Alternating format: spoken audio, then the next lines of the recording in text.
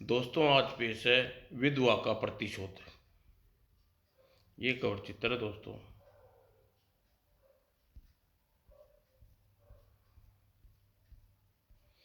प्रसिद्ध समाजसेवी और सांसद सदन सदस्य एस डोगरा एक महिला आश्रम का उद्घाटन करने घर लौट रहे थे। कुछ देर बाद जैसे वे सुनसान सड़क पर पहुंचे, उनके पीछे वाली कार की स्पीड अत्यंत रूप से बढ़ गई और अंबेडकर कार के बराबर पहुंच गई और गोलियां बरसाकर फिएट पराठे भरती हुई आगे निकल गई।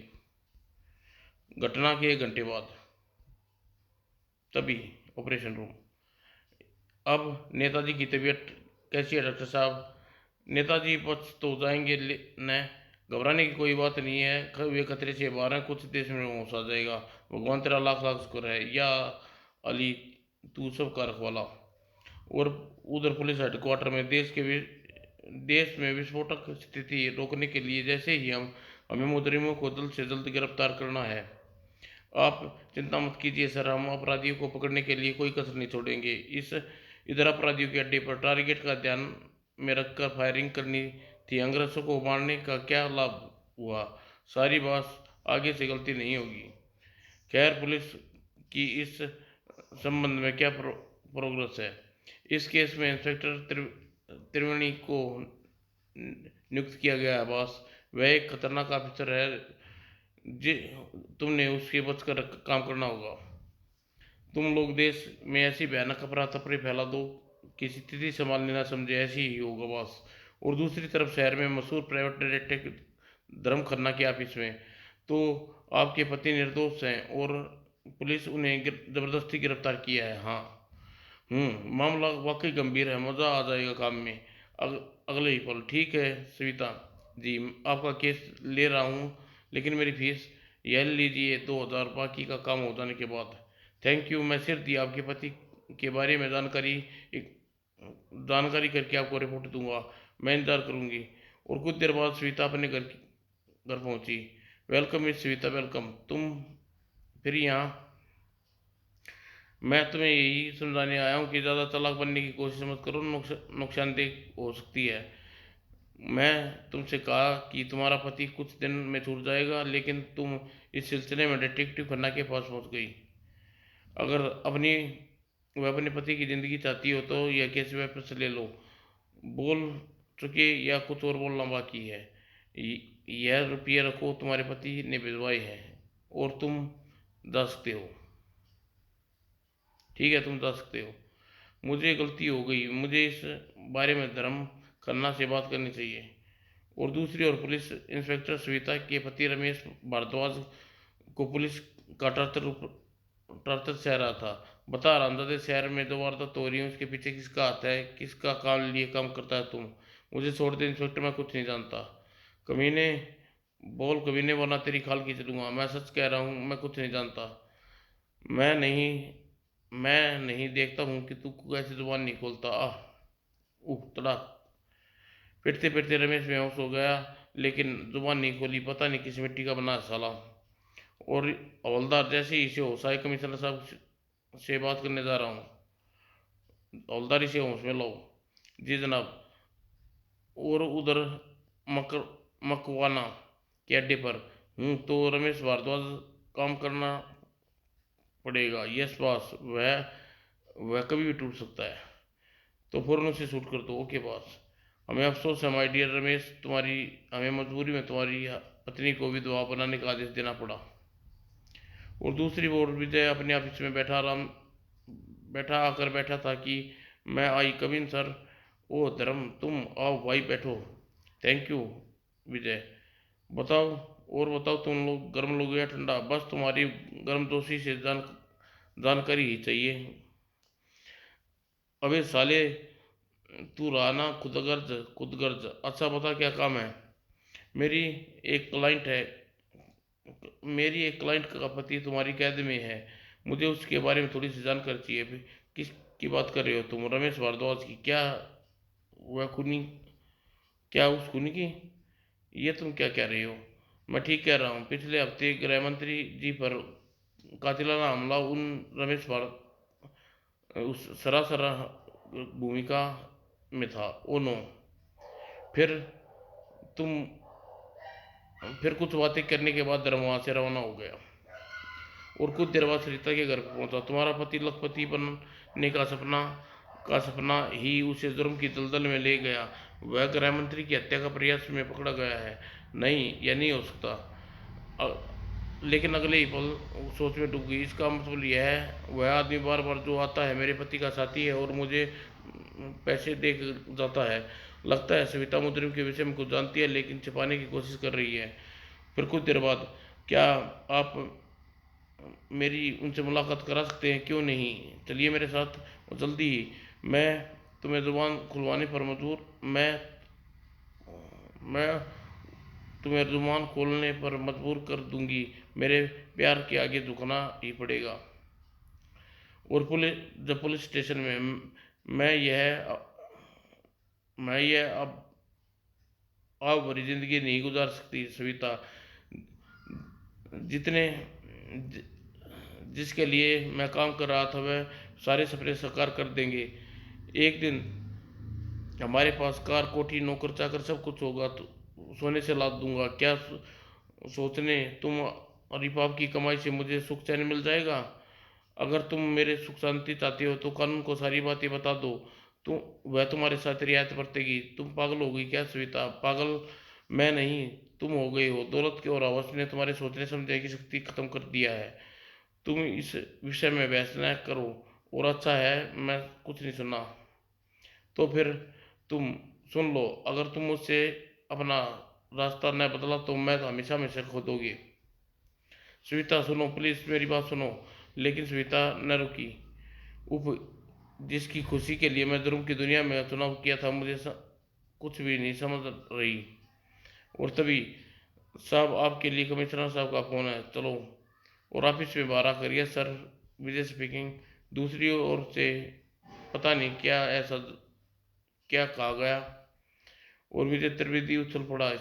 यस सर, मैं भी आता हूँ। कुछ देर बाद पी पी और सिर दी। वो गार्ड गया। मुजरिमों की बड़ी खतरनाक चाल है। और तभी अपना इदारत सतल जलाने वाली है। हम जिंदा नहीं छोड़ेंगे। हम ईंट से ईंट बजा देंगे। हम पुजारियों को पूजा घरों को जला कर राख कर देंगे। राम सिंह, तुम लोग चौकस हो जाओ। हमें हर हाल में दंगा फसाद होने से रोकना है। Okay sir. लेकिन शाम होते होते शहर में स्थिति खराब होगी। दोनों संप्रदाय के लोग आपस में के दनादंत स्थलों को जला रहे थे। परिणाम स्वरूप सारे शहर में सामूहिक हिंसा चपेट में आ गया। मारो मारो या अल्लाह, बचकर न जाने पाए। और दिल दहलाने वाले मंजर था वह। हर शहर की हालत बिगड़ थी। काबू में करने के लिए पुलिस नाकामयाब रही। आखिरकार प्रशासन ने शहर में नाजुक इलाकों में कर्फ्यू लगा दिया। उधर पुलिस हेडक्वार्टर में, अगर तुम मुजरिमों को नहीं पकड़ सकते तो अपने पद से इस्तीफा दे दे त्रिवेदी। आप यकीन कीजिए रखिए सर, मुजरिम बहुत जल्दी ही जेल में सलाखों के पीछे होंगे। लेकिन क्या अब तक आपने जो कहा था वह था वो हो? मुझे जानकारी मिली है कि पाकिस्तान का माना हुआ जासूस ब्लैक टाइगर इन विध्वंस कार्रवाई के लिए यहाँ आया हुआ है। लेकिन उसके मकसद को कामयाब नहीं होने दूंगा। मुझ मुझसे जो आपने उम्मीदें लगा रखी हैं उसे बहुत जल्दी पूरा करूंगा sir. Wish you good luck my boy. और कुछ देर बाद आता रूम में, तो यह तुम्हारा पक्का फैसला है कि तुम नहीं बताओगी? हाँ मैं कह चुका ना। लेकिन उसके वाक्य होने से पूरे सविता की सूरत उसकी आंखों के सामने स्थिर होगी। अगर तुम अपना रास्ता न बदला तो हमेशा मैं शक्ल खो दोगी। ए भगवान, मैं क्या करूं? मेरी तो कुछ समझ में नहीं आ रहा। वही जो सब तुम्हारी आत्मा तुम्हारी पत्नी कहती है। ठीक है इंस्पेक्टर साहब, मैं सब कुछ बताने के लिए तैयार हूँ। शाबाश, इसे कहते हैं सच्चा प्यार। तभी आपका फोन आया। सरदार आपको कुछ महत्वपूर्ण खबर देना चाहता है। ओह चलो देखता हूँ। हेलो, विजय त्रिवेदी बोल रहा हूँ। आप कौन मैसेज देना चाहते हो? हेलो, आप बोलते क्यों नहीं? और लेकिन दूसरी तरफ फोन से खामोशी छाई रही। तभी, तुम इस दुनिया के सबसे बड़े मूर्ख हो। और इसी के साथ दूसरे समय विचलित हो गया। फोनकर्ता की बात सुनकर विजय की खोपड़ी पर ना गई। इसका मतलब क्या हुआ? और अगले ही पल विजय के दिमाग में जैसे विस्फोट हुआ। ओह माय गॉड, गॉड, जरूर यही बात हो रही होगी। जैसे विजय टाटर में पहुंचा, ओह, इसका मतलब मेरा शक सही था। और अगले दिन सुबह सविता के घर पर आखिर ये दोनों की दुनिया तुम्हें निकल गई। सुख सुख सुख, तुम तो मुझे सोने से लाद देने चाहते थे ना, लेकिन तुम्हें भी दुआ का लिबास पहनाकर चले गई। सुख सुख सुख, लेकिन मुझे इस बात की खुशी है कि तुम मेरे प्यार की लाज रखते हुए जुर्म की दुनिया से निकलने के लिए तैयार हो गए थे। सुख सुख सुख। और न जाने कितनी ही देर सविता रमेश की लाश को लेपट कर फुट फुट कर रोती रही। तभी लेकिन बस कीजिए सविता जी, हिम्मत से काम लीजिए। अगर आप चाहें तो अपने सुहाग के कातिल से प्रतिशोध ले सकती हैं। आप क्या कहना चाहते हैं? क्या कहना चाहते हैं आप ठीक कहते हैं धर्म।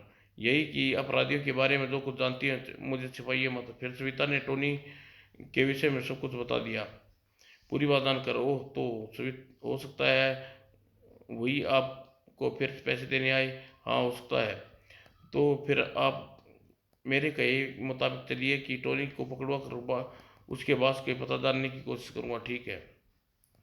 और दूसरी तरफ पुलिस स्टेशन में तुम लोगों ने ही किसी ने रमेश को गोली मारी है, यह बात या तो मददगार अपने मुंह से विषय में बता दे, या पता लगने पर मैं वागत बनाऊंगा कि उसकी रूह थर्रा उठेगी। और तत्पश्चात और कुछ देर बाद चाचा रूम में, मैं मजबूर था सर, था बहुत मजबूर था, मुझे माफ़ कर दीजिए। कम दहेज के कारण मेरी बहन को ससुराल वालों के घर से निकाल दिया। उसने दहेज न देकर ससुराल भेजने के लिए मुझे जुर्म का रास्ता अख्तियार करना पड़ा। चाहे मेरे कथन की पुष्टि कर सकते हो, अच्छी कहानी है। तुम्हारा बास कौन है? डॉक्टर, शहर का मशहूर डॉक्टर मकराना। और उसके और भी कई जानकारी दी। शहर का एक प्रसिद्ध डॉक्टर देशद्रोही यकीन नहीं आता। और डॉक्टर मकराना के अड्डे पर ये रुपये रमेश की पत्नी को दिया हुआ यश पास। और कुछ देर बाद, श्वेता जी, ये अब्बास ने आपके लिए एक छोटा सा तोहफा भेजा है। और तभी धड़ाक, वाह, धर्म करना तुम? हाँ, और फटाफट अपने सारे बास का बारे में बताओ वरना गोली मार दूंगा। नहीं, गोली मत मारना, मारने की जरूरत नहीं, मैं सब कुछ बताता हूँ। चलो बको, जल्दी बको, हम डॉक्टर मकराना के लिए काम करते हैं। डॉक्टर मकराना, कहीं तुम झूठ तो नहीं बोल रहे? नहीं, मैं सच कह रहा हूँ। डॉक्टर मकराना हमें आदेश देता है। फिर धर्म उसके काफ़ी कुछ पूछताछ करता रहा। उसने मतलब की बात जानकर, यह आपने क्या किया? मेरे दिमाग में ज़्यादा योजना मेरे दिमाग में एक योजना है, उसके बाद में मिलते हैं, तुमसे बाद में मिलता हूँ। और दूसरी ओर डॉक्टर मकराना क्लिनिक में, तुम काफ़ी देर से मेरे फ्री होने का इंतज़ार कर रहे थे। सब मरीज जा चुके हैं, तुम आराम से मुझे अपनी बीमारी के विषय में बता सकते हो बाबा। हाँ, मुझे वाकई एकांत की ज़रूरत थी डॉक्टर, क्योंकि तुम्हारे ऊपर भेज देना चाहता हूँ। इसका क्या मतलब हुआ? सब इंस्पेक्टर रमन अपनी जुबान खोल सब इंस्पेक्टर रमन अपनी जुबान खोल चुका है। पुलिस तुम्हें गिरफ्तार करने आती ही होगी। बॉस, ओह, अपनी कोई अंतिम इच्छा बता सकते हो डॉक्टर? नहीं बॉस, मुझे अपनी आपकी बहुत सेवा की है, आप मुझे नहीं मार सकते। लेकिन बूढ़े ने उसकी एक ना सुनी, धाएं और पार्किंग में पड़ी अपनी गाड़ी की तरफ धड़क करना डॉक्टर मकराना से मिलने जा रहा था। और डॉक्टर बाबा, बाबा डॉक्टर साहब अंदर हैं? हाँ। और अंदर घुसते ही धर्म खाना बहुत चक्का रह गया। ओ नो, आह, तुम्हारी ये हालत किसने की डॉक्टर? वही जो, आह, चमुंडा। इसी के साथ डॉक्टर ने अंतिम हिचकी ली और दम तोड़ दिया। वो चमुंडा कहीं वह बूढ़ा तो नहीं? लेकिन बाहर आकर बूढ़े का नाम निशान ना था। ओह, वह तो ऐसे गायब हो गया जैसे गधे के सरसे सिंह। उधर कुछ देर बाद चामुंडा अड्डे पर, वह प्राइवेट जासूस धर्म करना है बस। लेकिन अभी तक ये पता नहीं चल सका कि वह किसके कहने पर आपको ढूंढता फिर रहा है। उसे किडनैप कर लो और हम स्वयं उसे मालूम कर लेंगे। Okay boss. और उधर सब इंस्पेक्टर शर्मा के बयान पर कुछ लोग गिरफ्तार कर लिया गया था। किसी ने कुछ बताया नहीं सर, बॉस के रूप में मकराना का नाम ही जानते हैं। हो सकता है डॉक्टर के ऊपर भी कोई हो। नहीं सर, मुझे विश्वास नहीं किसी के अंडर में काम कर रहा है। मिस्टर धर्म खन्ना, आप क्या जानते हैं? नो सर, मैं वहां पहुंचा तो डॉक्टर मर चुका था। इसका मतलब आगे बढ़ने के लिए सारे रास्ते बंद हो गए। प्रत्यक्ष में तो ऐसा ही लग रहा है, मगर ऐसा नहीं समझा जा सकता सर। मुझे यकीन है जल्द ही कोई न कोई रास्ता निकल लूंगा। और कुछ देर बाद धर्म खन्ना अपने घर की ओर जा रहा था। तो पीछा हो रहा है। चामुंडा का रास्ता चामुंडा का पता लगाने के लिए मुझे अपने आप को इन लोगों के हवाले करना होगा। अचानक, अगर तुम अगर वक्त पर से पहले मरना नहीं चाहते तो कार से बाहर आ जाओ मिस्टर खन्ना। चारों से खतरनाक इरादे रखने वाले धर्म चुपचाप गाड़ी से बाहर आ गया। तभी दाएं, ओ साले को उठाकर गाड़ी में डाल दो। Okay boss. और कुछ देर बाद धर्म खन्ना के चामुंडा के सामने था। ऐसे घूर घूर कर क्या देख रहे हो भाई, बड़े भाई? तो तो तुम हो तो तुम नहीं बताओगे तुम किसके कहने पर चामुंडा की तलाश करते फिर रहे हो? मैं सच कह रहा हूँ, मैं किसी गुमनाम व्यक्ति ने मुझे फोन पर इसे तलाश करने का आदेश दिया था। कहीं वह गुमनाम फोन करता सविता तो नहीं थी? मगर तुम कौन हो और इस विषय में क्यों दिलचस्पी ले रही हो? क्योंकि मैं ही चामुंडा हूँ। तुम्हारे होलिये से तो मेरा तुम्हारा देख कर मेरा विचार था तुम्हारा होलिया देख कर तो मेरा यही विचार था। मेरे तुमने मेरे ख्याल का सवाल का जवाब नहीं दिया। लगता है हड्डियां तड़वा कर सच्चाई बताओगे। तुम्हें मेरी बात पर यकीन करना चाहिए चामुंडा, क्योंकि मैं झूठ बोलने का कोई लाभ नहीं है। शायद तुम ठीक कह रहे हो। खैर, आज की रात तुम्हें यहीं रहना है। कल का कथन की सच्चाई की पुष्टि के लिए तुम्हें छोड़ दिया जाएगा, जैसे तुम्हारी मर्जी।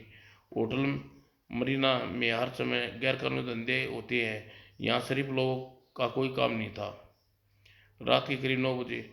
थैंक यू मैम साहब। ये लो 50 रुपये। मीटर में बचे बाकी रुपए तुम्हारे। और कुछ देर बाद, जी हाँ, मैं सविता बोल रही हूँ। लेकिन वह नहीं जानती थी कि उस पर नजर रखी जा रही है। आ, इसे हमारे पास ले आओ यस बॉस। और इधर होटल मरीना में इन लोगों का गढ़ है। आप एलिम होटल पर छापा मार तो अच्छा है, मगर आप वहाँ कैसे पहुंची? मैं चुप नहीं बैठी थी इंस्पेक्टर साहब। धर्म खन्ना की सेवाओं के साथ साथ में समय भी अपने सुहाग के हत्यारों की तलाश कर रही थी। ओके, मैं फार्च के साथ तुरंत ही पहुंच रहा हूँ। वो जैसी वह पलटी, खबरदार, तुम्हारी कोई भी गलत हरकत तुम्हें महंगी पड़ सकती है। काफी देर कोशिश के बाद धर्म खन्ना अपने बंधन खोलने में कामयाब होगा। अभी साले चामुंडा की खबर लेता हूँ। और फिर कमरे में से बाहर आ गया। और कुछ देर बाद, अरे यह सविता यहाँ कैसे? और जैसे ही मैं वहाँ पहुँचा, अरे धर्म जी आप? हाँ, मगर तुम यहाँ कैसे? कुछ पल बाद, मैं तो शुरू से ही आपके पीछे लगी थी। क्या क्या और मुझे भनक तक नहीं पड़ी। अब हैरान होना छोड़ो, चामुंडा को ढूंढो और जल्दी। Hands up Chamunda. तुम धर्म जी, जरा इसका मेकअप हटाकर असली सूरत दिखाइए। Oh sure. और तुरंत धर्म ने चामुंडा की ओर बढ़ा और आगे ले ही पल असली सूरत उलिया में ले आया। तुम मरने से पहले सच बताओगे तुम कौन हो? मैं पाकिस्तान का जासूस ब्लैक टाइगर हूँ और अपने प्राण अपने आकाओं के आदेश पर भारत पर अशांति फैलाने के लिए आया हूँ। मुझे माफ कर दो सविता। तुम्हें माफ कर दूं तो मेरे सुहाग का हत्यारा होने के साथ साथ देश के दुश्मन भी हो। जिसने न जाने कितनी माओं की कोख उजाड़ी है, कितने ही बच्चों का अनाथ किया है, कितनी ही अबलाओं का सुहाग उजाड़ा है। तेरे जैसे दरिंदों को तड़पा तड़पा कर मारना आज इस विधवा का प्रतिशोध पूरा हुआ। और कहने के साथ ही श्वेता ट्रिगर दबाती चली गई। दोषी रमन वर्मा शर्मा भी है, दोषी रमन शर्मा भी है। इस तुमने इससे तो बदला ले लिया, लेकिन इसे कानून के रहमो करम पर छोड़ रही हूँ। आ और सच तभी समूचा इलाका पुलिस सायरन से गूंज उठा। समाप्त दोस्तों।